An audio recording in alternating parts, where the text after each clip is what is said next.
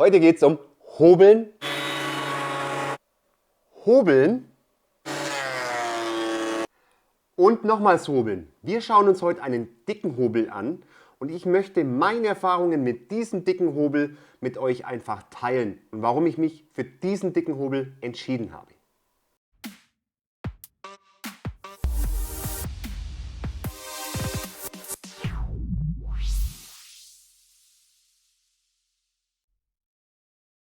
Servus!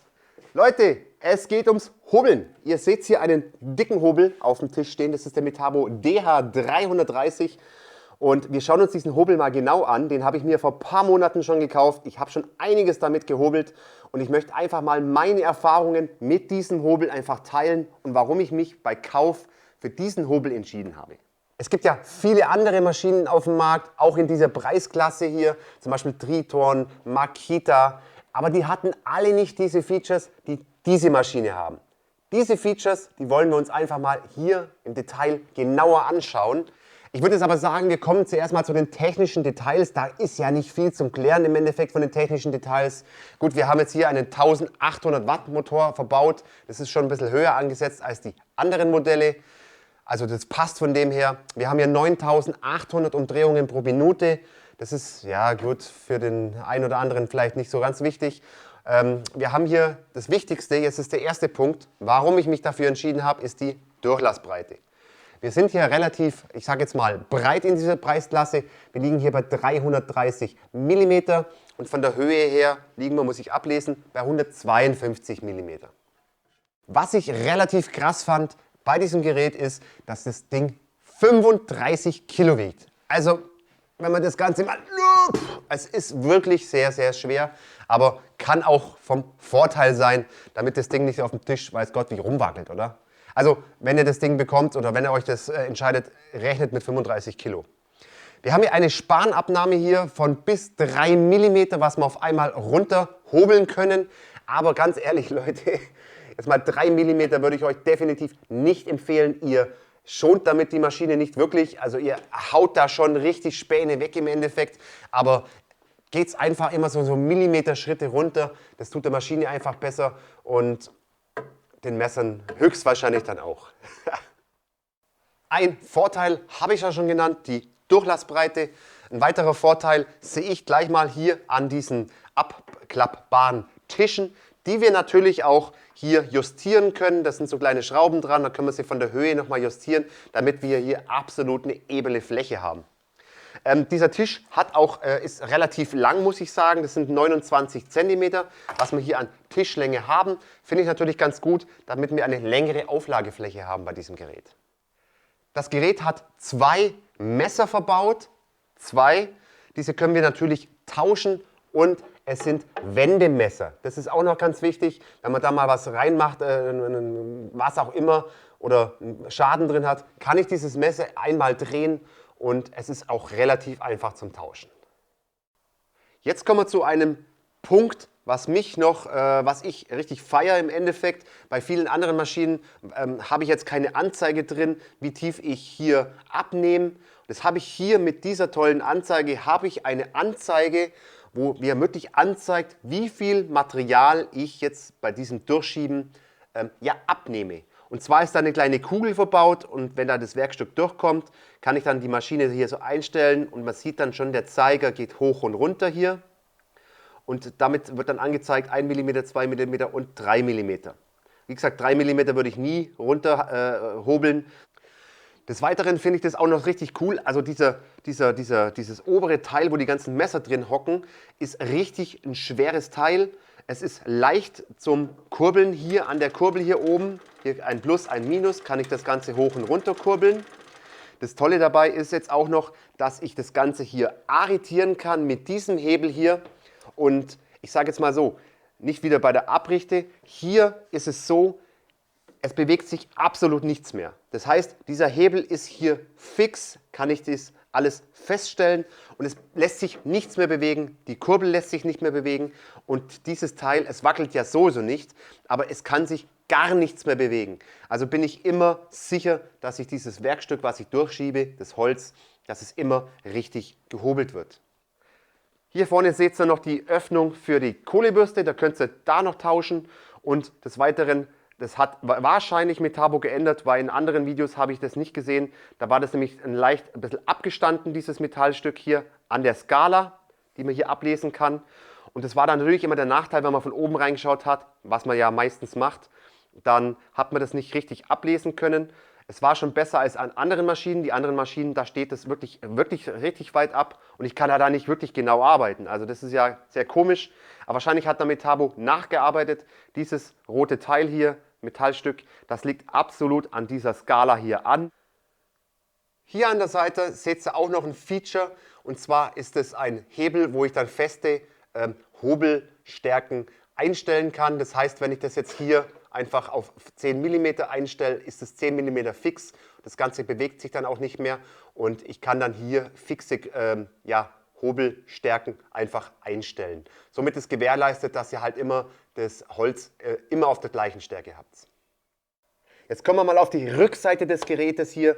Und zwar einen Manko habe ich jetzt schon noch gefunden. Und zwar ist es der hier. Schaut mal, wenn ich den Tisch hochklappen will. Ja, ihr seht es jetzt schon, ich kann den nicht hochklappen, weil diese Absaugung, die müsst ihr selber noch hinschrauben. Das sind 2 Schrauben hier. Und dann habt ihr hier diese Absaugung hier dran. Aber wenn ich diese Absaugung dran habe, dann kann ich diesen Tisch nicht mehr ganz hochklappen. Gut, es ist vielleicht ein bisschen Jammern auf hohem Niveau. Für mich ist es total egal, weil ich brauche diesen Tisch nie hochklappen. Ich muss es nicht verstauen, ich kann es einfach stehen lassen, das Ganze. Ist gar kein Problem bei mir. Aber für denjenigen, der dann praktisch das Ganze hochklappen will und dass es enger verstaut wird, ja gut, okay, ist ein Manko. Es steht halt so ein Stückchen mehr weiter raus, deshalb wird die Maschine deswegen breiter. Ihr könnt aber natürlich auch die Absaugung wieder abmachen. Ich empfehle euch definitiv eine Absaugung dran zu stecken.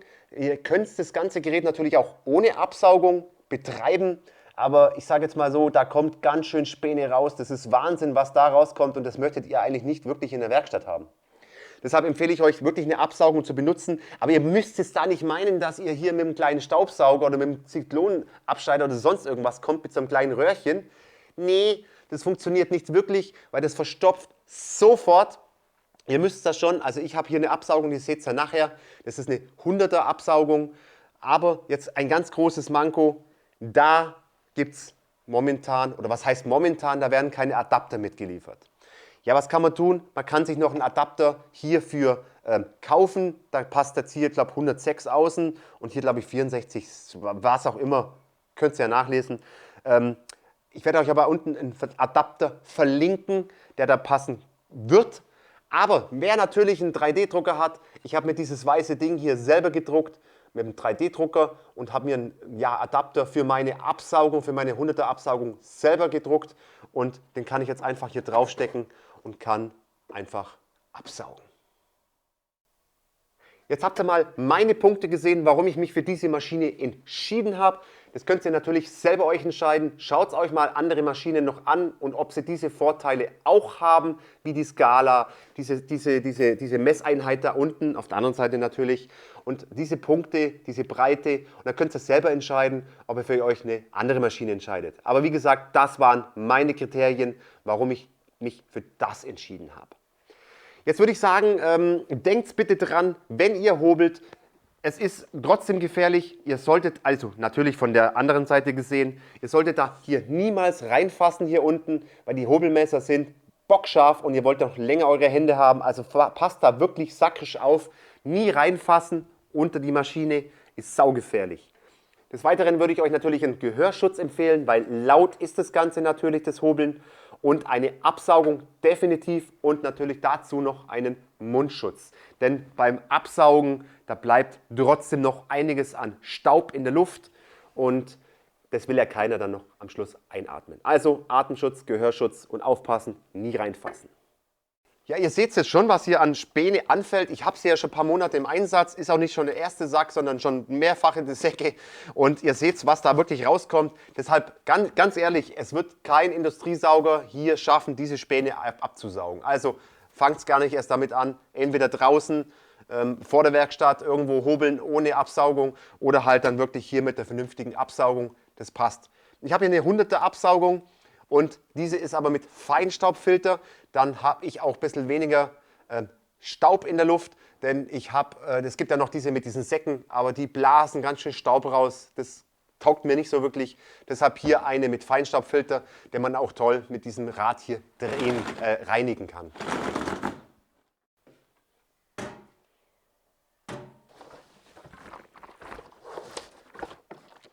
So, es wird gehobelt, endlich. Ich habe hier mal ein paar Hölzer vorbereitet, einen richtig dicken Klotz hier, dann verschiedene Latten, die ich nochmal für ein Projekt hier hobeln muss. Ich habe hier auch dann für später noch eine richtig schöne Eiche, die wir nochmal hier hobeln werden. Habe alles vorbereitet, angeschlossen, Atemmaske, Gehörschutz und die Lüftung, den Luftreiniger werde ich auch noch anschalten. Dann bleibt, geh an, weniger Staub hier in der Werkstatt. Und dann werden wir jetzt einfach mal sagen, schießen wir mal los. Nur als kleiner Tipp, wenn ihr anfangen wollt, wir werden jetzt hier dieses unschöne, rohe Holz hier hobeln. Macht es so, messt es einfach hier mit dem Messschieber, wie dick dieses Material ist. Und dann geht es einfach, hier stellt ihr euch diese Stärke hier ein und noch plus 1 mm, vielleicht einen halben Millimeter plus. Und dann könnt ihr einfach das ganze Ding durchschieben. Ihr seht das dann schon.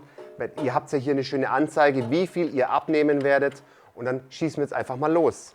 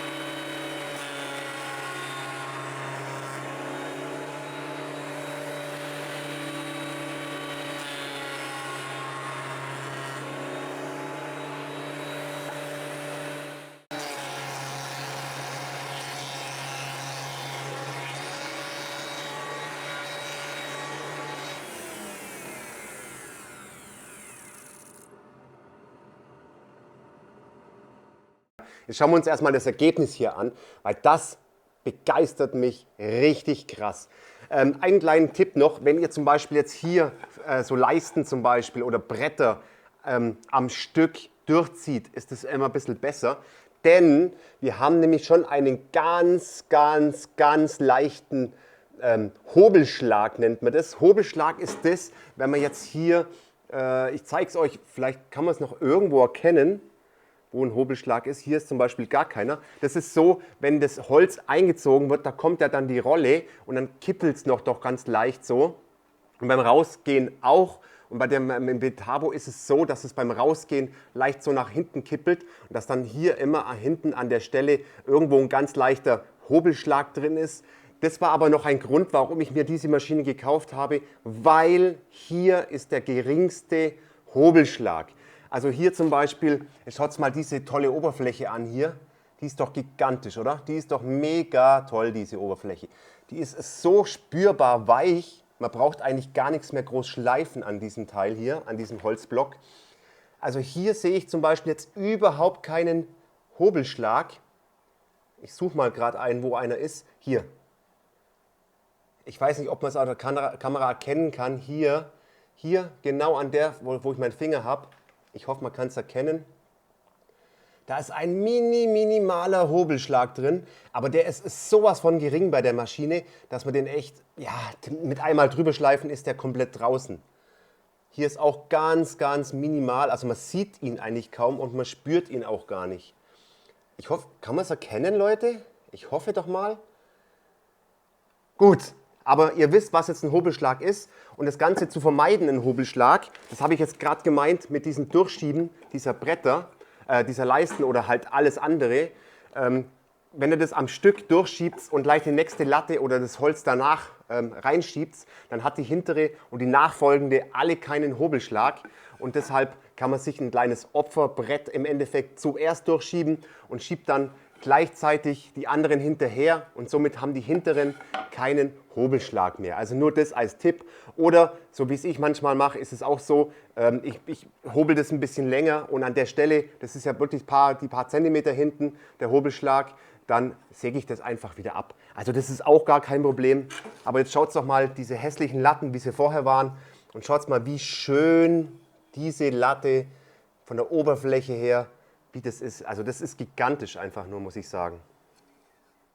Gut, das war ja alles jetzt hier Weichholz, das war Fichte, das ist ja überhaupt kein Problem. Jetzt wollen wir uns aber hier mal eine richtig dicke, schöne Eichenbohle anschauen. Die ist hier nicht mehr so richtig schön, die muss ich ganz schön tief runterhobeln, damit sie wieder hier glatt wird. Ich habe hier Riefen drin, ich habe hier alles Mögliche drin. Naja, die wollen wir jetzt auch nochmal machen und schauen mal, wie hier die Qualität der Breite hier rauskommt. Das ist fast, was ist denn das jetzt von der Breite her? Können wir gleich mal sagen. Also das ist noch ausreichend, aber wir haben hier eine Breite von 30 cm. 3 cm habe ich noch Platz und die werden wir jetzt auch mal durchziehen, wie sich dann hier die Maschine hier bei Eiche verhält.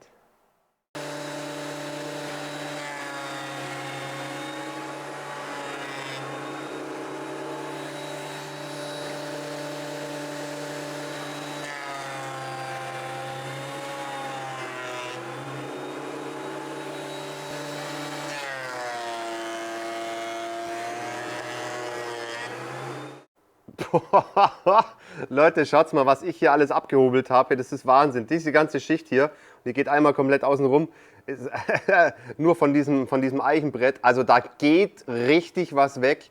Immer in kleinen Halbmillimeter, Millimeter Schritten gehobelt. Ihr seht es, ohne Absaugung wäre das echt eine Sauerei pur. Aber wir schauen uns jetzt mal das Endergebnis des Eichenholzes an. Jetzt schaut's mal, es ist wirklich nicht viel Dreck hier übrig geblieben. Deshalb gefällt mir das auch so gut, weil sie echt top absaugt. Und ihr seht, was ich da abgesaugt habe an Menge her. Und das ist alles, was hier übrig geblieben ist. Es ist eine Handvoll, hier unten ist noch mal ein bisschen was. Und das war's. Das ist wirklich nur eine Handvoll, was hier nicht abgesaugt wird. Also das gefällt mir echt top. Aber jetzt schauen wir uns natürlich dieses Brett hier an, dieses Eichenbrett. Und wenn ihr das fühlen könntet, wie weich das ist. Also absolut Wahnsinn. Ich habe hier keine Nippel drin oder sonst irgendwas. Ich habe hier gar nichts drin, aber ich habe einen minimalen, den spüre ich hier eigentlich so gut wie gar nicht. Hobelschlag, das meinte ich das damit. An der Stelle ist ein kleiner Hobelschlag hier. Entweder säge ich das ab oder schiebe vorher ein Opferbrett durch. Dann habe ich dieses Problem gelöst. Aber ich hoffe, ich kann es euch jetzt ein bisschen zeigen vielleicht. Hier ist der Hobelschlag. Könnt ihr das erkennen? Ich weiß nicht. Also das ist so minimal im Endeffekt, dass man den wirklich ganz leicht rausschleifen kann. Also hier ist der Hobelschlag. Prima.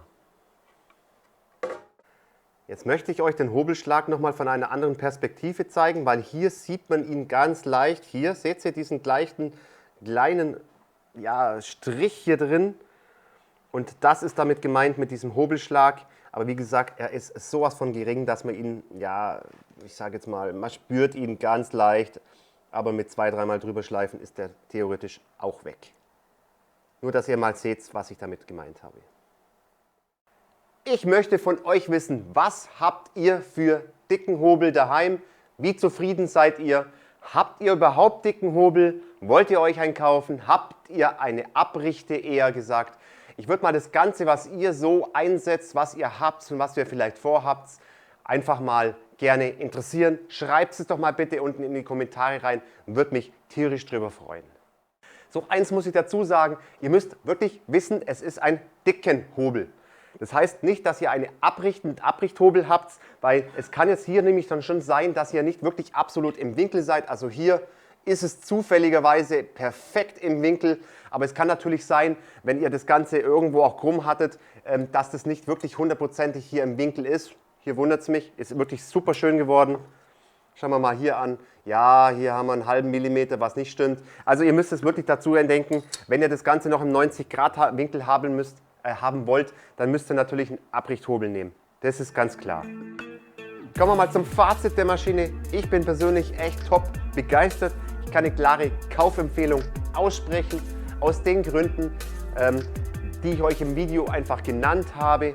Ihr könnt es gerne mal im Netz einfach weiterschauen nach den anderen Herstellern und einfach vergleichen die Videos, ob die auch diese Vorteile haben, die Maschinen, wie die Metabo hier. Ich bin aber nicht nur begeistert von der Maschine selber, sondern ich bin auch begeistert von der Qualität, denn ich habe eine so mega glatte Oberfläche hier. Ja, ich habe einen Hobelschlag, aber ich habe euch gesagt, wie man das lösen kann. Entweder nacheinander durchziehen oder einfach das Brett länger machen und das kleine Stückchen hier, was der Hobelschlag dran ist, einfach abnehmen von dem her. Natürlich werde ich euch unten alles nochmal verlinken, das ist ganz klar, die Maschine genauso. Und natürlich, ihr hört es vielleicht im Hintergrund, ich weiß gar nicht, ob ihr es hört, ich glaube nicht, dieser Luftfilter, der hier mitläuft, bin ich auch top begeistert, habe ich ein Video darüber gemacht, kann ich euch nochmal hier oben verlinken, denn der macht die Luft echt richtig sauber, jetzt auch gerade beim Hobeln. Denkt aber trotzdem auch beim Hobeln an die Atemschutzmaske und an die Absaugung einfach und dann habt ihr echt richtig Spaß am Hobeln. Leute, ich würde sagen, lasst bitte einen Daumen da, damit unterstützt ihr den Kanal. Abonniert den Kanal, wenn ihr das noch nicht gemacht habt. Vergesst die kleine Glocke nicht mehr, dann verpasst ihr nichts mehr von Gipfelholz. Und ich würde sagen, bis zum nächsten Mal aus dem Allgäu. Servus.